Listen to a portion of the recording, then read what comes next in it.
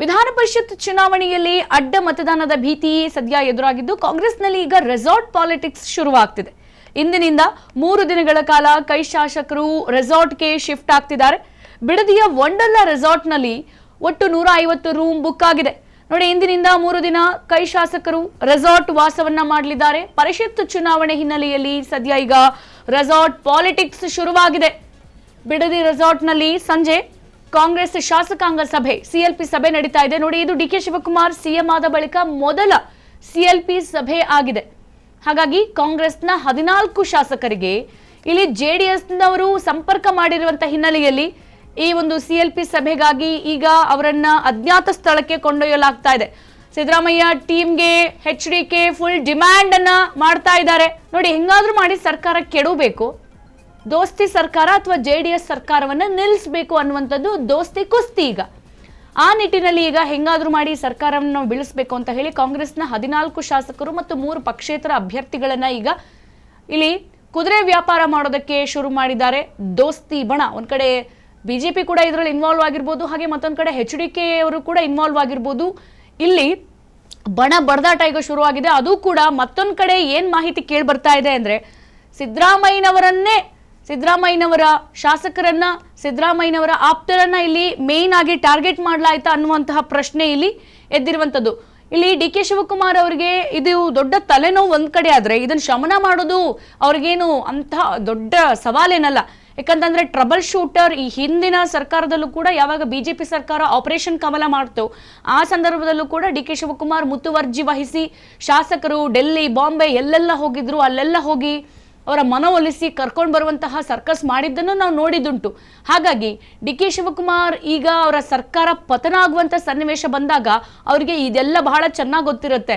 ಹೆಂಗೆಂಗ್ operation ಮಾಡ್ತಾರೆ, ಯಾರ್ಯಾರು ಸಂಪರ್ಕ ಮಾಡ್ತಾರೆ, ಎಲ್ಲೆಲ್ಲಿ ಕನೆಕ್ಷನ್ಸ್ ಇದೆ. ಸೊ ಆ ಕನೆಕ್ಷನ್ಸ್ ದೂರ ಆಗಬೇಕು ಅಂದ್ರೆ ನಮ್ಮ ಶಾಸಕರನ್ನ ನಾವು ಹೆಂಗ್ ಹತೋಟಿಯಲ್ಲಿ ಇಟ್ಕೋಬೇಕು, ಈ ಎಲ್ಲ ಆಯಾಮದಲ್ಲಿ ಗೊತ್ತಿರೋದ್ರಿಂದ ಆಲ್ರೆಡಿ ಈಗ ಬಿಡದಿ ಹತ್ರ ಇರುವಂತಹ ವಂಡರ್ಲಾ ರೆಸಾರ್ಟ್ ಅಲ್ಲಿ ಇವರು 150 ರೂಮ್ಗಳನ್ನ ಬುಕ್ ಮಾಡಿ ಅವರ ಶಾಸಕರನ್ನ ಸೇಫ್ ಆಗಿ ಕೂರಿಸ್ಕೊಂಡಿದ್ದಾರೆ. 3 ದಿನ ಶಾಸಕರು ಅಲ್ಲಾಡಂಗಿಲ್ಲ, ಯಾವುದೇ ಫೋನ್ ಸಂಪರ್ಕ ಇಲ್ಲ, ಆಚೆ ಹೋಗಂಗಿಲ್ಲ, ರೆಸಾರ್ಟ್ ಒಳಗ್ ಲಾಕ್. ಅಷ್ಟು ಶಾಸಕರು ನೋಡಿ, ಕಾಂಗ್ರೆಸ್ನ 14 ಶಾಸಕರು ಈ JDS ಸಂಪರ್ಕ ಮಾಡಿದ್ದಾರೆ ಅನ್ನುವಂತಹ ಮಾಹಿತಿ ಈಗ ಹೊರಬಿದ್ದಿದೆ. ಮತ್ತೆ ಇಲ್ಲಿ ಅಡ್ಡ ಮತದಾನ ಭೀತಿ ಶುರುವಾಗಿದೆ. ಇವ್ರೇನಾದ್ರೂ ಆಪೋಸಿಟ್ ಆಗಿ ವೋಟಿಂಗ್ ಮಾಡ್ಬಿಟ್ರೆ ಅದು ಕೂಡ ಹೊಡ್ತಾ ಅಲ್ವಾ ಸರ್ಕಾರಕ್ಕೆ. ಹೇಳಿ ಕೇಳಿ ಬಹಳ ಸಂದಿಗ್ಧ ಪರಿಸ್ಥಿತಿಯಲ್ಲಿ ಡಿಕೆ ಶಿವಕುಮಾರ್ ಈ ಸರ್ಕಾರವನ್ನ ನಿಲ್ಲಿಸಿರುವಂತದ್ದು. ಹಾಗಾಗಿ ಬಹಳ ಯೋಚನೆ ಮಾಡಬೇಕಾಗುತ್ತೆ. ಇನ್ನು ಹೀಗಾಗಿ ರೆಸಾರ್ಟ್ಗೆ ಶಾಸಕರನ್ನ ಶಿಫ್ಟ್ ಮಾಡಲಾಗ್ತಾ ಇದೆ ಮತ್ತು ಇಲ್ಲಿ ಶಾಸಕರನ್ನೇ ಹಿಡಿದಿಟ್ಕೊಳ್ಳೋಕೆ ಡಿಕೆ ಶಿವಕುಮಾರ್ ಇನ್ನಿಲ್ಲದ ಕಸರತ್ತನ್ನ ಶುರು ಮಾಡಿರೋದು. ಕಾಂಗ್ರೆಸ್ ಶಾಸಕರು ರೆಸಾರ್ಟ್ನಿಂದಲೇ ಇಲ್ಲಿ ನೇರವಾಗಿ ವಿಧಾನಸೌಧಕ್ಕೆ ಬರಬೇಕು, ಅಲ್ಲಿ ಡೈರೆಕ್ಟ್ ಆಗಿ ಬಂದು ಮತದಾನ ಮಾಡಬೇಕು. ಫ್ರೀ ಬಿಟ್ಬಿಟ್ರೆ ಎಲ್ಲಿ ಅಡ್ಡ ಮತದಾನ ಮಾಡಿಬಿಟ್ಟು ಸರ್ಕಾರವನ್ನ ಬೀಳಿಸ್ತಾರೋ ಅನ್ನುವಂಥದ್ದು ಅವರು ಕೂಡ ತಲೆನೋವಿರುತ್ತಲ್ಲ. ಹಾಗಾಗಿ ಇನ್ನು ಇಲ್ಲಿ 5 ಅಭ್ಯರ್ಥಿಗಳ ಗೆಲುವು. ಪ್ರಸ್ತುತ ವಿಧಾನಸಭೆಯ ಸಂಖ್ಯಾಬಲ ಈಗ 222 ಇದೆ. ನೋಡಿ, ವಿಧಾನ ಪರಿಷತ್ನ 7 ಸ್ಥಾನಗಳಿಗೆ ಈಗ ಚುನಾವಣೆ ನಡೀತಾ ಇರೋದ್ರಿಂದ ಪ್ರತಿ ಅಭ್ಯರ್ಥಿ ಗೆಲ್ಲೋಕೆ ಇಲ್ಲಿ 28 ಶಾಸಕರ ಮತಗಳು ಬಹಳ ಅಗತ್ಯ ಆಗಿದೆ. ಹಾಗಾಗಿ ಪ್ರಸ್ತುತ ಕಾಂಗ್ರೆಸ್ ಬಳಿ ಈಗ ವಿಧಾನಸಭೆ ಸಭಾಧ್ಯಕ್ಷ ರುದ್ರಪ್ಪ ಲಮಾಣಿ ಅವರ ಮತ ಸೇರಿದಂತೆ 135 ಮತಗಳು ಇವೆ. ಜೊತೆಗೆ ಈ ಸರ್ವೋದಯ ಕರ್ನಾಟಕ ಪಕ್ಷದ ಶಾಸಕ ದರ್ಶನ್ ಪುಟ್ಟಣ್ಣಯ್ಯ ಆಗಿರ್ಬೋದು, ಹಾಗೆ ಪಕ್ಷೇತರ ಶಾಸಕರಾದ ಲತಾ ಮಲ್ಲಿಕಾರ್ಜುನ್, ಹಾಗೆ KH ಪುಟ್ಟಸ್ವಾಮಿ ಗೌಡ ಇವರ ಬೆಂಬಲ ಎಲ್ಲ ಸೇರಿ ಓವರ್ ಆಲ್ 138 ಮತಗಳು ಈಗ ಕಾಂಗ್ರೆಸ್ ಅಲ್ಲಿ ಇರುವಂತದ್ದು. ಹಾಗಾಗಿ ಕಾಂಗ್ರೆಸ್ ಪಕ್ಷ ಕಣಕ್ಕಿಳಿಸಿರುವಂತಹ 5 ಅಭ್ಯರ್ಥಿಗಳು ಗೆಲ್ಬೇಕಾದ್ರೆ ಇಲ್ಲಿ 140 ಮತ ಬೇಕೇ ಬೇಕು.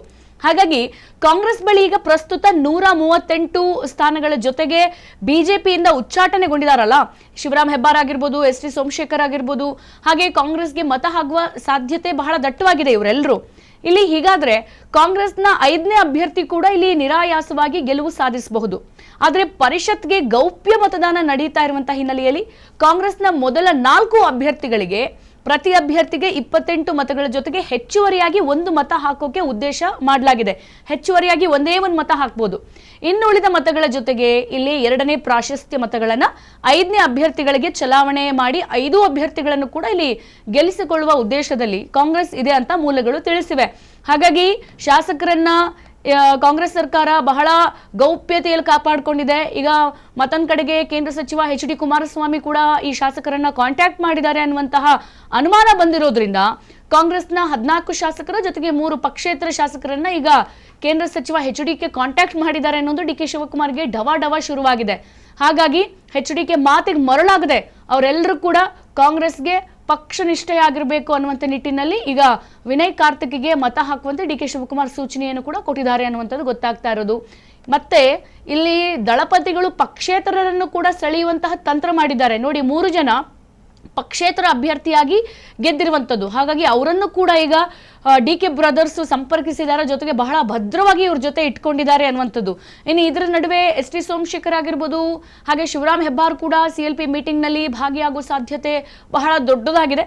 ಹಾಗಾಗಿ ಈ ಮೂಲಕ ಪಕ್ಷದ ಶಾಸಕರನ್ನ ಹಿಡಿದಿಟ್ಕೊಳ್ಳೋಕೆ DK ಶಿವಕುಮಾರ್ ಹಾಗೆ DK ಬ್ರದರ್ಸ್ ಬಹಳ ದೊಡ್ಡ ತಲೆನ ಓಡಿಸ್ತಾ ಇದ್ದಾರೆ ನೋಡಿ. ಆಲ್ರೆಡಿ 150 ರೂಮ್ ಅನ್ನ ಬುಕಿಂಗ್ ಮಾಡಿಬಿಟ್ಟಿದ್ದಾರೆ DK ಬೆಂಬಲಿಗರು. ಬಿಡದಿಯ ವಂಡರ್ಲಾ ರೆಸಾರ್ಟ್ಗೆ ಈಗ ಕಾಂಗ್ರೆಸ್ ಶಾಸಕರನ್ನ ಇವತ್ತು ಶಿಫ್ಟ್ ಮಾಡಲಾಗುತ್ತೆ.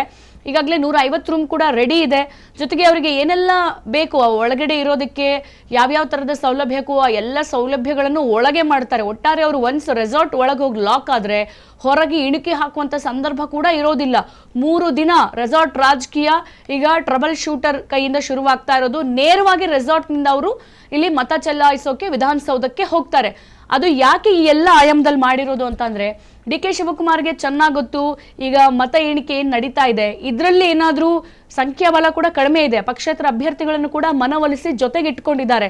ಅವ್ರೇನಾದ್ರೂ ತಿರುಗಿ ಬಿದ್ದು ಅಥವಾ HDK ಕಾಂಟ್ಯಾಕ್ಟ್ ಮಾಡಿ ಅವ್ರೇನಾದ್ರೂ ಕಾಂಗ್ರೆಸ್ ಪಕ್ಷ ಬೇಡ ಅಥವಾ ಅಡ್ಡ ಮತದಾನ ಮಾಡಿದ್ರು ಅಂತಂದ್ರೆ ಮತ್ತೆ ಹೊಡ್ತಾ ಈ ಸರ್ಕಾರಕ್ಕೆ ಇನ್ನೇನ್ 2 ವರ್ಷ ಪೂರ್ಣಾವಧಿ ಮಾಡಬೇಕು, ಅದನ್ನ ಕೂಡ ಪೂರ್ಣ ಮಾಡಕ್ ಆಗೋದಿಲ್ಲ. ಆವಾಗ ಮತ್ತೆ ಮೈತ್ರಿ ಬರ್ಬೋದು, ಅಥವಾ BJP ಬರ್ಬೋದು, ಅಥವಾ JDS ಬರ್ಬೋದು, ಅಥವಾ ದೋಸ್ತಿ ಸರ್ಕಾರ ಮತ್ತೆ ರಚನೆ ಆಗ್ಬೋದು. ಈ ಎಲ್ಲ ಆಯಾಮದಲ್ಲೂ ಕೂಡ ಟ್ರಬಲ್ ಶೂಟರ್ ಬಹಳ ಇಂಚಿಂಚು ಅಳೆಯಲ್ಲೂ ಈಗ ಲೆಕ್ಕ ಮಾಡಿಬಿಟ್ಟು ಸರ್ಕಾರವನ್ನ ಭದ್ರವಾಗಿ ನಿಲ್ಲಿಸೋದಕ್ಕೆ ಇನ್ನಿಲ್ಲದ ತಯಾರಿಯನ್ನ ಮಾಡ್ತಿದ್ದಾರೆ ಅಂತ ಹೇಳ್ಬೋದು. ಮತ್ತೊಂದ್ ಕಡೆ DK ಶಿವಕುಮಾರ್ಗೆ ಬೆನ್ನೆಲುಬಾಗಿ ನಿಂತಿರೋದು ಅವರ ತಮ್ಮ DK ಸುರೇಶ್. ಯಾಕಂತಂದ್ರೆ ಅಣ್ಣ CM ಆಗ್ಬೇಕು, ಅಣ್ಣನ ಮುಖ್ಯಮಂತ್ರಿ ಸ್ಥಾನದಲ್ಲಿ ನೋಡ್ಬೇಕು ಅಂತ ಹೇಳಿ ಬಹಳಷ್ಟು ಜನ ಓಡಾಡ್ತಾ ಇದ್ದಾಗ ಮುತುವರ್ಜಿ ವಹಿಸಿ DK ಶಿವಕುಮಾರ್ ಇಲ್ಲಿ ಇಲ್ಲದೆ ಇದ್ದಾಗ ದೆಹಲಿಗೆ ತೆರಳಿದಾಗ ನಮ್ಮ ಕರ್ನಾಟಕದಲ್ಲಿ ರಾಜಕಾರಣದಲ್ಲಿ ಏನೆಲ್ಲ ನಡೀತಾ ಇತ್ತು ಕುತ್ಕೊಂಡು ಬಹಳ ಸೂಕ್ಷ್ಮವಾಗಿ ಗಮನಿಸ್ತಾ ಇದ್ದಿದ್ದು DK ಸುರೇಶ್.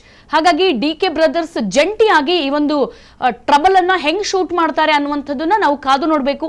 ಸದ್ಯ 3 ದಿನ ರಾಜಕಾರಣದಲ್ಲಿ ರೆಸಾರ್ಟ್ ರಾಜಕೀಯ ಅಂತೂ ನಡೆಯೋದು ಪಕ್ಕ ಅನ್ನುವಂತಹ ಮಾಹಿತಿ ಸಿಕ್ಕಿರೋದು. ಹಾಗಾಗಿ ಈ MLAಗಳನ್ನ ಹೆಂಗೆ ಕುದುರೆ ವ್ಯಾಪಾರ ಮಾಡ್ದಂಗೆ ಮಾಡ್ತಾರಾ ಅಥವಾ ಯಾರು ಕೈಗೆ ಸಿಗದೆ ನೇರವಾಗಿ ಹೋಗಿ ವಿಧಾನಸೌಧಕ್ಕೆ ವೋಟಿಂಗ್ ಮಾಡ್ತಾರಾ ಅನ್ನೋದು ಯಕ್ಷ ಪ್ರಶ್ನೆ. ಕಾದ್ ನೋಡ್ಬೇಕು ಏನಾಗುತ್ತೆ.